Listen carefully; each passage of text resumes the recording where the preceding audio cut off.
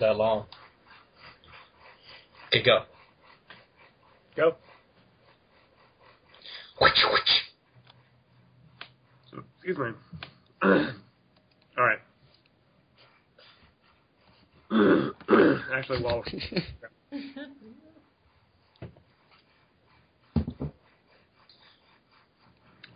Frida, the oldest of them at 30, had lain nude and spread-legged on the high table of Amberstead's great hall for a day and a half. They were a perverted, cruel bunch, Steinhoff's men were, slaking their lust like savage animals. Although Hilda had been beaten, she had not been raped or mutilated. Yet. Steinhoff had been saving her as the high-born daughter of the estate, for last in hopes of drawing fleeing troops and cottars back to Amberstead. She could not imagine what atrocity he had planned for her in light of what he'd done to lesser females in the household. There had been mention of a randy stallion out in the state. Who's a randy?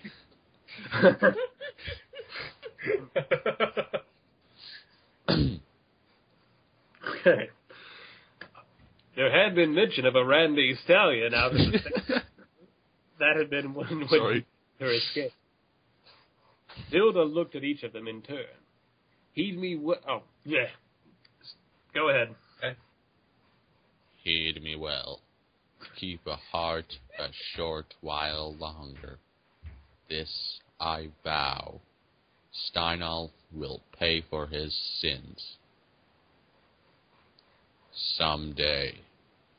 But for now, we must find safe harbor, restore our bodies and spirits, and grow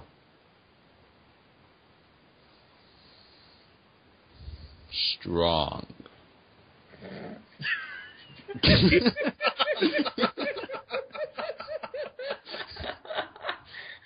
Feeling even more despondent and depressed, they marched on. The next morning they arrived at Deerhaven. Hilda surveyed it with an eye toward their defense against invaders. It was a moat and bailey-style structure built in the longhouse style of the Vikings. It sat on an immense raised flat hilltop, steep sloped on three sides, and set against an almost vertical mountain backdrop. The rustic castle, and yea, it was a castle to the Norsemen, was surrounded by a wide moat. The palisade of strong-hewn logs was half rotted away. Many hides of land went with this estate, but most of all, it was untillable. That's why her great-grandsire had abandoned it decades ago. Much work would be required to restore it to its former impregnable state. The only entrance was through the fjord, which could be made impassable by damming the stream a short distance, something her great-grandsire had once done in the old days when this had been his first home, long before the establishment of Amberstead and the use of Deerhaven as a hunting lodge. The drawbridge was rusted into a permanent open position. The moat was filled with mud and fallen trees. The massive timber and earthworks main longhouse with its wood-shake roof was in disrepair, but still intact, though the wattle and daub huts and outbuildings that surrounded it had long ago lost their thatched roofs. Despite the condition, Deerhaven was a welcome sight. This peace will would take do them. as our new home. Astrid, Elise, and Frida dropped to their knees and said prayers of thanks. Dagny wept with relief. But Inga, ever the feminine one, and the one to have a sense of humor, chuckled. By your leave, milady, she said.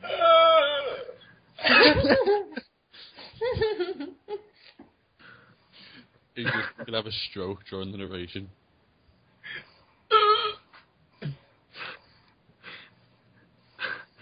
Inga died, but was fortunately replaced.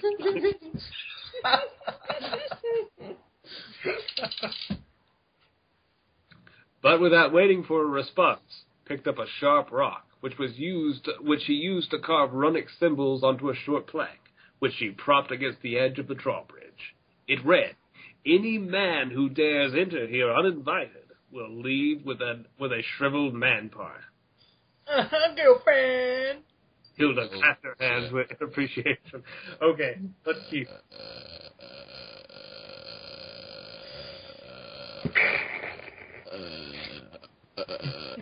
Ed.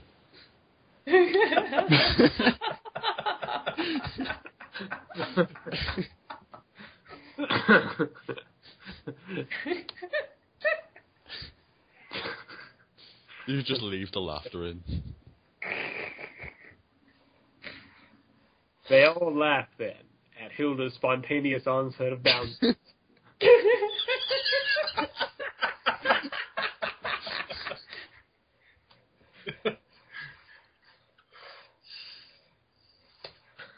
Hilda, read now.